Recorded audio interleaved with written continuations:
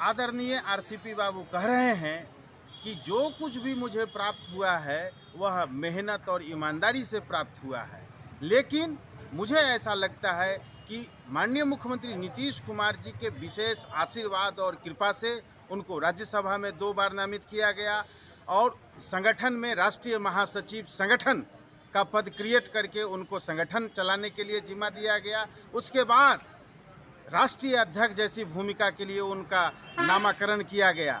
लेकिन आज जो बयान आ रहा है कैसा गैर जिम्मेदाराना, गैर राजनीतिक बयान आ रहा है। संगठन में जिस प्रकार की बातें वो करते थे, हमारा 71 पर 2015 में था एमएलए, आज 2020 के चुनाव में बेहतर कुशल संगठनकर्ता के तौर पर 43 पर संगठन को पहुंचा दिया। ये तो हमारे आरसीपी बाबू बेहतर संगठनकर्ता का परिचय दिया। लेकिन मैं समझता हूं कि जिस प्रकार से गैर जिम्मेदाराना उन्होंने संगठन में काम किया वह जनता दल यूनाइटेड आज भुगत रही है। इसलिए आरसीपी बाबू का यह कथन बिल्कुल असत्य है। हमेशा पार्टी के लिए काम करते रहे हैं और मजबूती से करते रहे। क्या भूमिका होगी सर अब जदयू में आपकी? अरे मेरी भूमिका आप जरा समझ लो, मेरी क्या क्या भूमिका रही। 2010 में आप जानते हैं कि मैं राज्यसभा का सदस्य बना, उसी समय मैं पार्टी का महासचिव भी बना, फिर आगे चल करके मैं पार्टी का राष्ट्रीय अध्यक्ष भी बना, बीच में मैं पार्टी का महासचिव संगठन भी रहा और पिछले 1 वर्षों से मैं माननीय प्रधानमंत्री जी की कृपा से देश में केंद्रीय मंत्री भी रहा। तो मैंने तो संगठन में, सरकार में सब तरह के जो दायित्व है उसका निर्वहन किया है।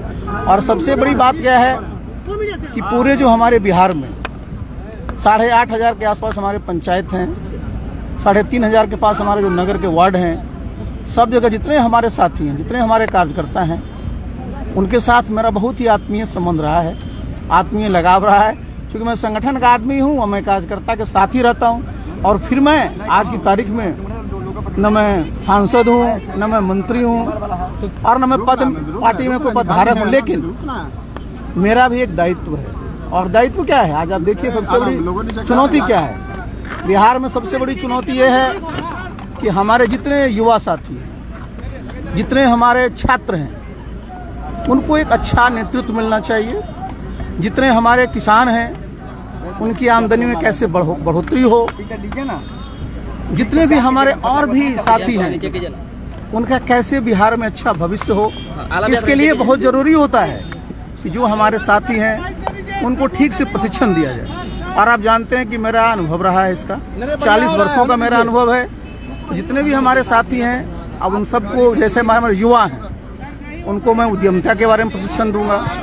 जितने हमारे किसान हैं उनको मैं, जो हमारी प्राकृतिक खेती है, कैसे खेती लाभकर हो, कैसे हमारी धरती माता की और भी उपजाऊ बढ़े, इन सब पर मैं अपना प्रशिक्षण करूँ। एक फोटो वायरल हुई थी क्या बीजेपी में जाने को लेकर? अच्छा सुनिए, आप लोग जो है मीडिया के लोग हैं जनाब जी सर, और आप लोग क्या, आप जरा समझिए, जो सामान्य कर्टसी है उसको भी आप लोग किस तरह से रख दिए। आप जरा समझिए हुआ क्या था। जी बताइए सर। मैं गया हुआ था कहाँ? तिरुपति। और क्यों मैं गया हुआ था? क्योंकि मैं इस्पात मंत्री और हर एक मंत्रालय में मंत्री के नेतृत्व में एक मंत्री जो वहाँ होता है, एक समिति होती, कंसल्टेटिव कमेटी होती है और उसकी बैठकें की जाती हैं। हमारा मंत्रालय पहला मंत्रालय भारत सरकार में रहा जो कई